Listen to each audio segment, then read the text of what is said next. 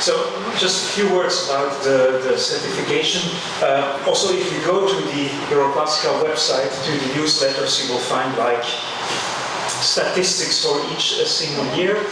But it basically started as a simple initiative just in order to motivate students to take part.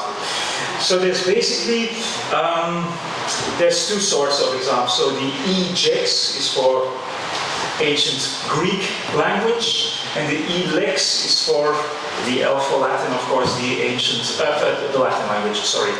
And so for both of them, we have two levels. So one level is like the beginner's level, vestibulum, and the second is for a somewhat higher level already, and that is called Janua.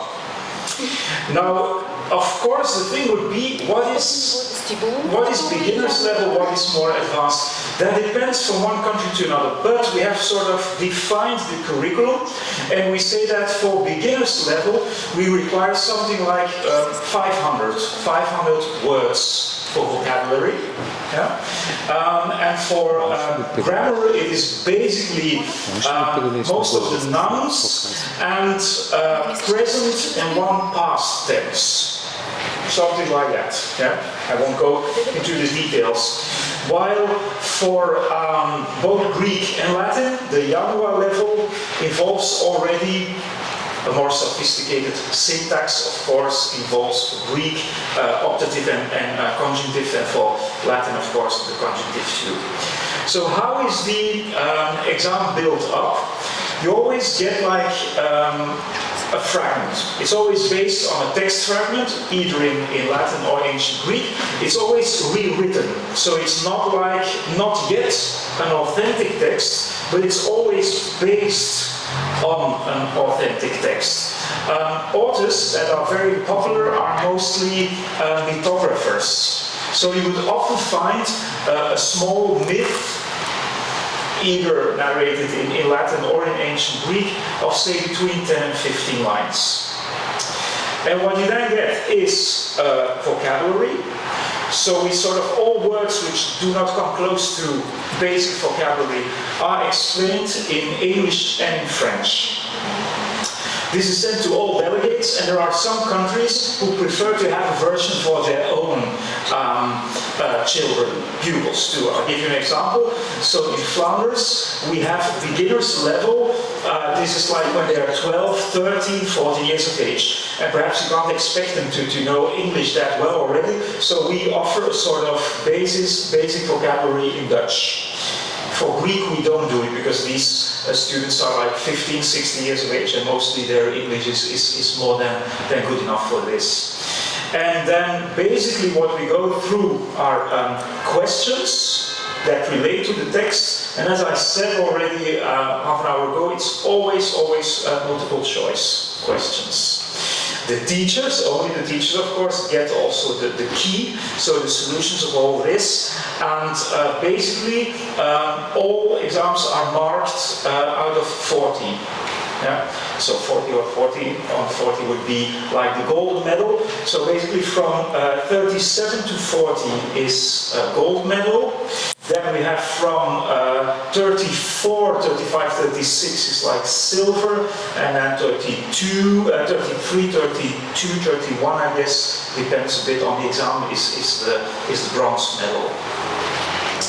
And what is basically asked is that the responsible teacher just send the results to the delegate of this country, in your case Bulgaria. This person just collects all the data for his or her country, and then it goes to the central committee. There's actually our vice president, Barbara Fleig, who is organizing now a conference in Vienna in Germany. So she's actually part of the organizing committees together with Jeroen Vis, who is a colleague from the Netherlands. And they basically build up the statistics, and also they take care of sending the medals, which are always sent to the delegates and always via a WeTransfer system, and then it can go to to the students. That's basically how it works. It started long before I joined Euroclassica, so I know that at least in the beginning of the years 2000, there have been some of these initiatives already.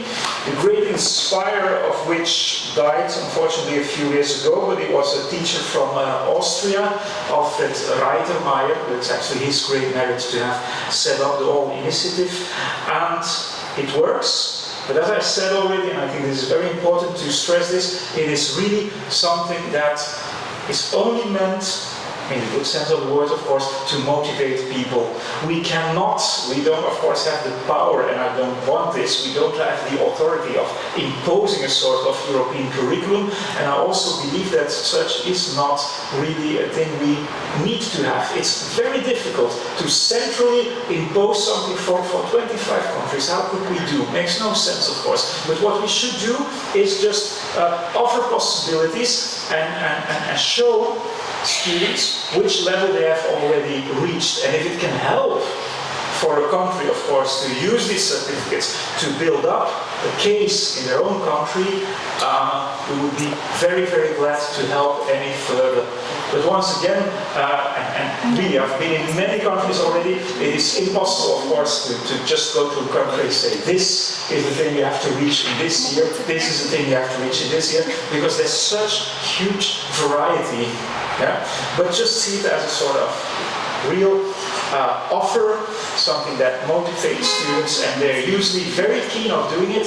Perhaps there's one thing I need to say also to all of you, or those of you who teach, it doesn't take more than 1 hour. Yeah? So the students can take the test, it takes 50 minutes, not more.